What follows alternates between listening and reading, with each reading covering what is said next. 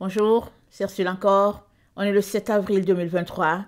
Alors, je viens sonner la trompette aujourd'hui encore et je viens proclamer le retour de notre Seigneur Jésus-Christ. Amen et Alléluia. Soyons tous bénis, soyons remplis de sa joie, soyons persévérants. Amen. Alors, aujourd'hui, je viens apporter une seconde vidéo pour notre sœur Emerbi. Amen. Alors, j'étais dans mon temps avec le Seigneur et il m'a demandé d'apporter un second message à sa servante Emerbi. Alors, il a commencé toujours par la vidéo Jésus-Christ est entré dans ma chambre et il m'a dit d'écrire. Amen. Et je me suis mise à écrire. Alors, il te dit, Emerbi, il te dit, moi, ton Seigneur, j'ai touché ton bras parce que tu es le bras du Seigneur pour accomplir son œuvre, l'œuvre à laquelle je t'ai appelé. Amen. Il te donne Ésaïe 59, le verset 16 à 17. Je vais lire. Il dit, et il voit, ici notre Dieu bien sûr, il voit qu'il n'y a pas un homme qui s'étonne de ce que personne n'intercède. Alors son bras lui vient en aide et sa justice lui sert d'appui. Il se revêt de la justice comme d'une cuirasse et il met sur sa tête le casque du salut. Il prend la vengeance pour vêtement et il se couvre de la jalousie comme d'un manteau.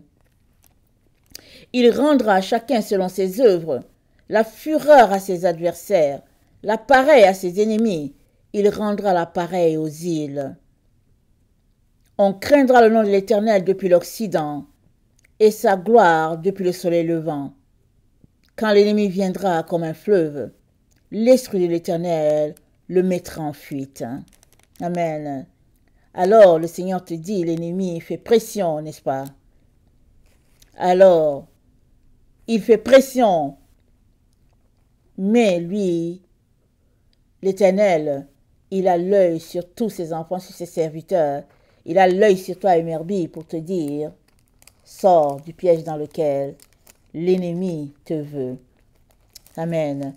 La deuxième référence dans Ésaïe se trouve dans Ésaïe 65. Il te donne le verset 13. Amen. Alors, Ésaïe 65, le verset 13, ça dit ceci.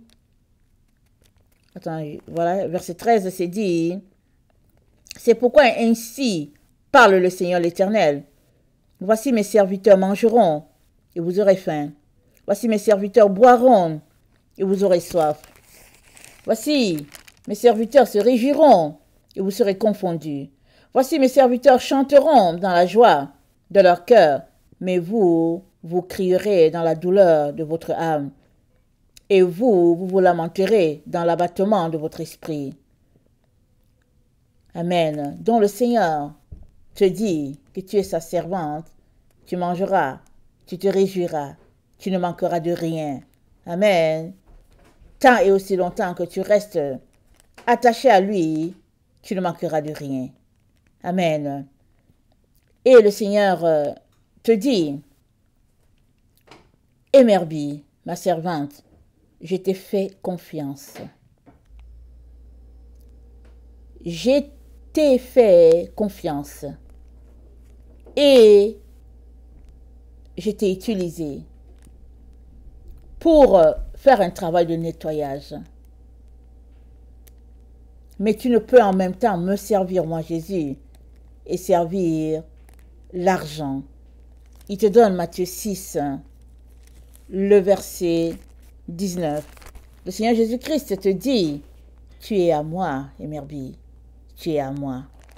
Donc, Matthieu 6, le verset 19, voilà ce qu'il dit.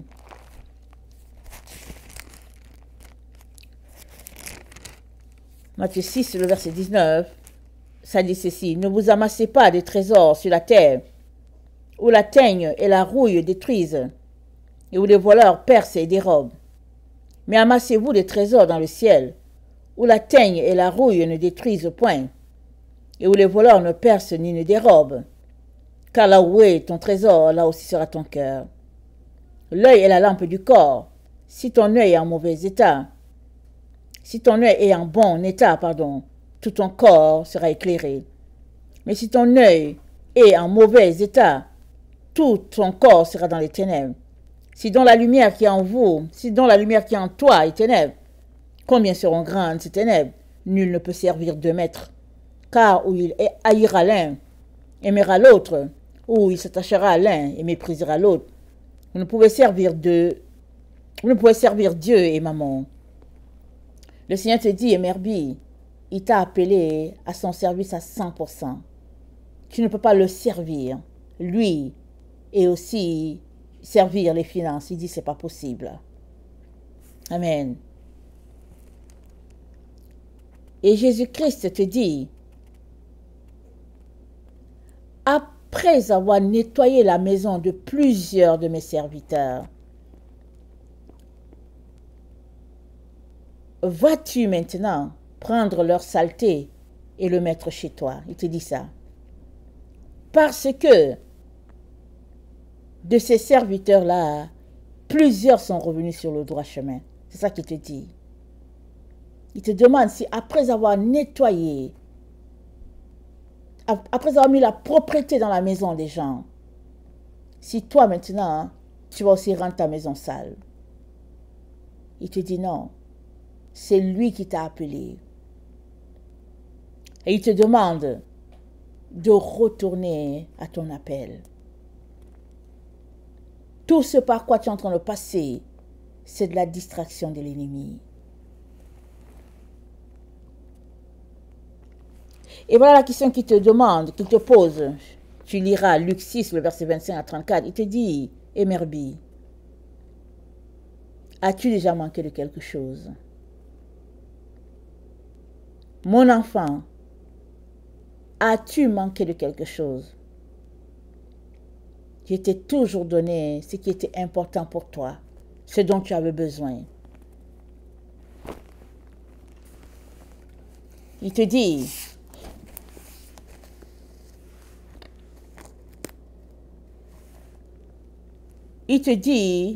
dépouille-toi de tout ce qui est impur. Il te dit, ferme la porte à tes nouveaux conseillers. Il te dit, déconnecte-toi de toutes les sollicitations sur ta chaîne. Sollicitations pour quelqu'un qui veut bénir sur ta chaîne. Il te dit, déconnecte-toi. Parce que lui, Jésus-Christ, il prend soin de toi. Il te donnera toujours ce dont tu auras besoin. C'est pourquoi il t'a donné Luc 6, le verset 25 à 34. C'est ça qu'il te dit. Il te dit, ma fille, vas-tu aller maintenant pratiquer ce que tu as condamné il y a juste quelque temps? Des pratiques abominables où mon évangile a été mélangé avec de la boue, où mon évangile a été pollué pour la gloire du monde. Ma fille, jadis, tu as repris tous ceux qui ont fait ça. Comment peux-tu être en train de faire ce que tu leur as reproché il y a juste quelque temps? Comment? Il te dit, Emerbi, servante de l'Éternel, tu es victime d'aveuglement. Oui, tu es victime d'aveuglement. Tes détracteurs ont dit qu'ils veulent te tuer de tes propos. Mais au fait, il n'y a pas plus grande mort que celui qui ne voit pas. Ou bien, il n'y a pas plus grande mort que celui qui voyait et qui ne voit plus. Et le Seigneur te donne Apocalypse 3, le verset 18 à 19. 18 à 20, excuse-moi. Apocalypse 3, le verset 18 à 20. Moi, je reprends ce que j'aime. On va lire cette partie. Apocalypse 3, le verset 18 à 20. Je te conseille d'acheter de moi de l'or éprouvé par le feu, afin que tu deviennes riche, et des vêtements blancs, afin que tu sois vêtu, que la honte de ta nudité ne paraisse pas, et un collier pour oint de tes yeux, afin que tu vois. Moi je reprends et je châtie tous ceux-là que j'aime, et donne du zèle, et repens-toi. Amen. Et le Seigneur te dit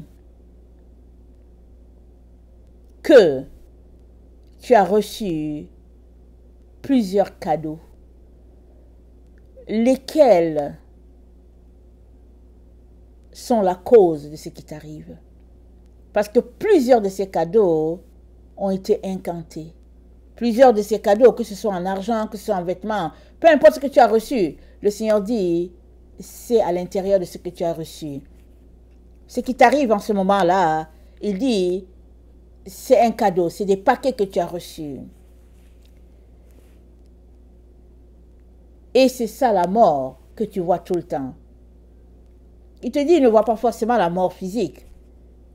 Il n'y a pas plus mort que quelqu'un qui a marché dans la lumière, avec la lumière, et qui maintenant est en train d'être entraîné subtilement dans les ténèbres, mais qui ne voit pas qu'il est en train d'aller dans les ténèbres. Il dit, il n'y a pas plus grande mort que cela. Et lui, ton Seigneur et ton roi, il vient à ton secours, ce jour encore. Il te donne Ésaïe 26, le 20 à 21, il te demande d'entrer dans ta chambre pour prier. Ésaïe 26, le verset 20 à 21. Ésaïe 27, le verset 1, il te donne cela. Il te donne Apocalypse 3, le verset 1 à 3. Il te donne Luc 9, le verset 61 à 62. Et puis, aujourd'hui, c'est le 7 avril 2023. Il te donne le 704 dans la concordance grecque. Ça veut dire brebis, ça veut dire agneau de Dieu. Le Seigneur te dit, tu es son agneau. Tu es son agneau. Et il vient à ton secours pour te ramener à la maison. Tu es son agneau. Il te dit qu'il n'a pas fini de nettoyer ce qu'il a commencé avec toi. Il a du travail pour toi. Il en a. Tu n'as pas fini ce qu'il t'a confié. Le Seigneur te dit, tu n'as pas fini. Il te demande de retourner à ton poste et d'attendre devant lui dans la prière. Le jeûne, lui va venir et il te donnera ta seconde mission. C'est ça que le Seigneur te dit. Il te dit, l'ennemi est en train de t'égarer. Aujourd'hui, c'est avril 2023. Il te donne aussi le 74, 7 pour le jour, 4 pour le mois, et il te dit, il y a une contestation acharnée en ce qui te concerne. Il est en train de te dire, dans le monde spirituel, il y a une guerre terrible engagée pour ton âme émerveillée. C'est ça qu'il te dit. Les gens qui sont contre toi pensent qu'ils t'ont déjà de leur côté. C'est ça qu'ils pensent. Ils se réjouissent alors que tu ne les vois pas. Ils applaudissent parce que ils veulent te rendre exactement comme ils sont. Des serviteurs de Dieu vendus pour la cause de l'ennemi. C'est ça qu'ils veulent. Ils applaudissent. Ils rient en arrière. Ils se disent, n'a-t-elle pas dit qu'elle nous donne des paroles? N'a-t-elle pas dit qu'elle est plus sainte que nous? La voilà en train de faire ce que nous faisons. C'est ça qu'ils disent. Le Seigneur te dit, la lutte est très acharnée aujourd'hui, en ce jour. Mais lui, il vient rapidement à ton secours et te dit, retourne à ton Dieu. Viens, ma fille, genou au sol. Viens dans les bras de ton Seigneur. Viens pleurer, mais viens. Retourne à ton Père. Parce que tu es en train de t'éloigner. Tu es rendu très loin. Loin de ton Seigneur. Jésus-Christ a les bras tendus. Il te dit, reviens. Il te dit, y a-t-il quelque chose qu'il ne peut guérir? Y a-t-il quelque chose qu'il ne peut restaurer? Seulement, accepte de revenir vers ton Seigneur. Deuxième, accepte de te débarrasser de tous ces cadeaux que tu as pris. Ta chute est dedans, dans les cadeaux. Il te montrera lequel. Si c'est les finances, il te dira quoi faire pour sortir de là. Mais il te dit, c'est ça que les ennemis veulent pour toi. Voler ta place, te déclasser complètement. Et je viens lire le texte qu'il m'a donné. Excusez. Apocalypse 2. Le verset 9. Voilà ce qu'il te dit. Je connais ta tribulation et ta pauvreté et les calomnies de la part de ceux qui se disent juifs et ne le sont pas, mais qui sont une synagogue de Satan. Il dit, ne crains pas ce que tu vas souffrir. Le diable jettera quelques-uns de vous en prison afin que vous soyez éprouvés. Il te dit, c'est une épreuve. Amen. Ce que tu traverses, c'est une épreuve. C'est un test. C'est un examen. Et il te dit, réussis ton examen, Emerbi. Réussis ton examen. Ne t'accorde pas avec tes détracteurs. Accorde-toi avec ton Seigneur qui a tout versé pour toi. Il a versé ton sang, son sang. Il t'a aimé, il t'a choisi, il t'a appelé. Il a déjà la place qu'il a pour toi. Tout est prêt. Il te dit, prends son collier et vois à nouveau. C'est ça qu'il te dit. Il dit, prends mon collier, Emerbi, vois à nouveau. Tu es tout simplement en train de traverser des moments difficiles. Reprends-toi, ressaisis-toi, dit le Seigneur. Que le Seigneur bénisse sa parole et qu'il te donne, amen, ma chère petite sœur, de te concentrer à nouveau, qu'il te donne de faire ce que tu sais faire, n'est-ce pas? D'aller devant lui, de pleurer, et il sait comment il te sortira de ces eaux sales qui tournent autour de toi. Amen. Que le Seigneur bénisse sa parole. Amen. Maranatha, Jésus revient. Amen.